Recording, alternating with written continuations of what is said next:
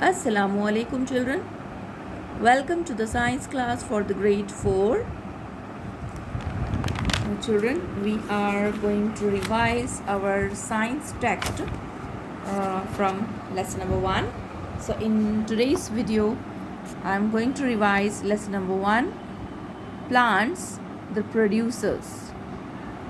Okay, let's start. At the end of this chapter, you will be able to describe plants as the producers of food. You will be able to identify the parts of a leaf. You will be able to describe the process of photosynthesis. You can conduct basic tests for the presence of starch, and you will be able to recognize the interdependence between plants and animals. Okay, so let's start our lesson.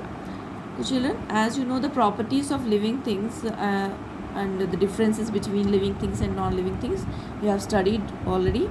So living things need food and water to grow, right? Food is essential for us to live. Most of the food we eat comes from plants. Plants themselves need food to live. So where do plants get their food from? As plants are also living things, they too need food. Who provide food for them? So green plants make their own food, so they are called producers. So in the plant, it is the leaves that make food for plants. Leaves are green in color due to the presence of natural green substance. It is called chlorophyll. Because of this substance chlorophyll, leaves are green in color. Okay, so the preparation of food in a plant takes place in the leaves. So leaves are called kitchen of the plant, and chlorophyll helps plants to make their food. So food making process takes place in the leaf. So before seeing the food making process, we need to see the structure of leaves, parts of leaf in detail.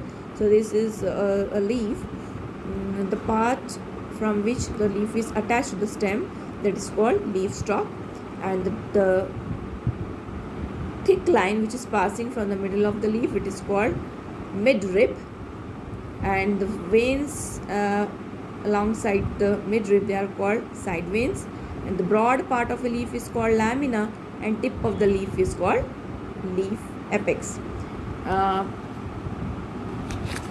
Other than these parts, there are some small pores on the surface of the leaf. They are called stomata. These stomata helps the leaves to for the exchange of gases. For the process of photosynthesis, these stomata breathe in carbon dioxide, and as the end product, they release oxygen. Okay, so these are the stomata, small tiny pores on the leaf surface. Okay, let's see the process of photosynthesis, that is preparation of food in plants. Preparation of food in plants in the presence of sunlight, this process is called photosynthesis. So in the plant, leaves prepare food. So leaves are called kitchen of the plant or food factory of the plant. So let's see how this process takes place. The leaves use carbon dioxide, water and minerals to make food.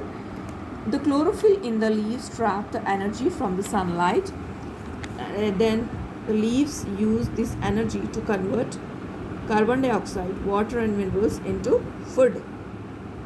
Okay, hence chlorophyll and sunlight are essential for a plant to prepare food. The essential ingredients for making food in a plant are chlorophyll, sunlight, water, minerals and carbon dioxide.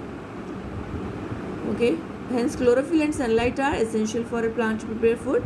During this process, plants release oxygen and water vapors. So this process can be expressed through the equation carbon dioxide plus water plus minerals. In the presence of sunlight, with the help of chlorophyll, they prepare food, plant food. Oxygen is released and water vapors are also released. The presence of sunlight is essential for plants to make food. That's why the process by which plants make their food is called photosynthesis. Okay. Then you can see in this lesson we have seen food storage in the plants. So here you can see the roots which store food. Examples are carrot, radish and turnip.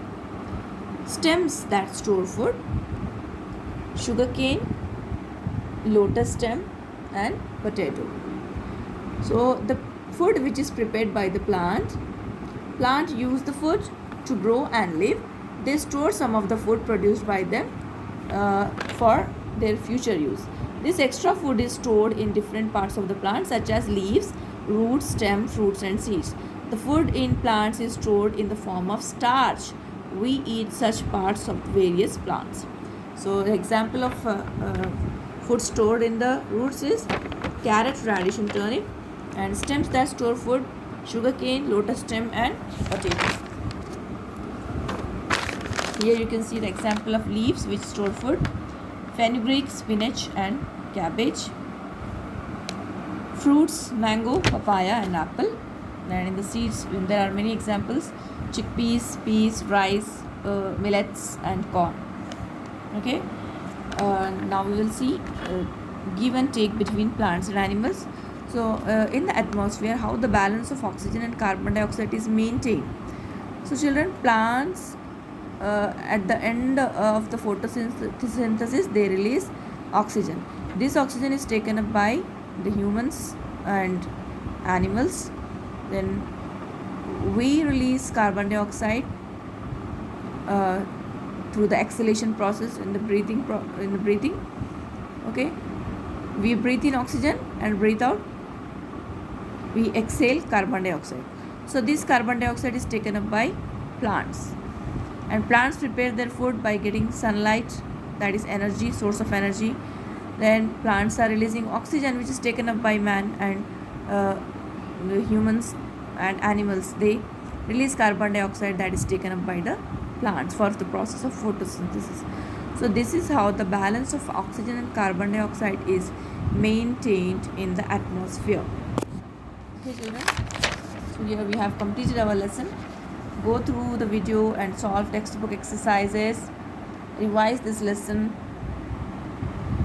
okay, and complete your writing work. Take care of yourself. Allah Hafiz.